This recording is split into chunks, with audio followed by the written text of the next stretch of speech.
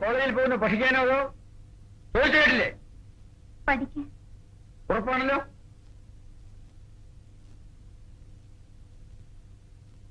പോകുന്ന വഴിക്കോ വരുന്ന വഴിക്കോ മറ്റെവിടെയെങ്കിലും കയറുന്ന പതിവുണ്ടോ? ഇല്ല. തീർച്ച? വഴിയിൽ വല്ല സ്വർണ്ണക്കടയും കണ്ടാൽ നീ അറിയാതെ നിന്ന് പോകാറുണ്ടോ? എന്താ ആ ഉറങ്ങിപ്പോയോ? അതോ ചോദ്യം മനസ്സിലായില്ലാന്നുണ്ടോ? മനസ്സിലായില്ലെങ്കിൽ കുറെ കൂടി തെളിച്ചു പറയാം. ടൗണിൽ ആ ഭാസ്കരൻ മുതലാളിയുടെ സ്വർണ്ണക്കട അറിയൂ? അവിടെ അയാൾക്കൊരു മകനുണ്ട്, പേര് ബാബു. എന്താ നീ അയാൾ അറിയോ? അറിയുമെന്ന്? എങ്ങനെ അറിയും? എങ്ങനെ അറിയുമെന്ന്?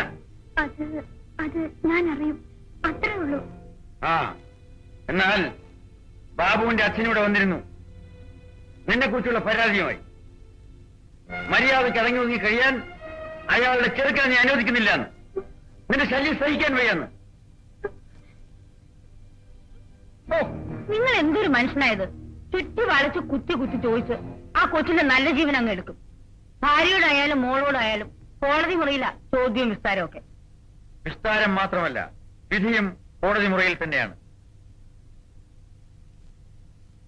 പരാതിക്കാരന്റെ ആപരാധി ശരിയാണെന്ന് കണ്ട് പ്രതിയെ ശിക്ഷിക്കാനാണ് വിധി.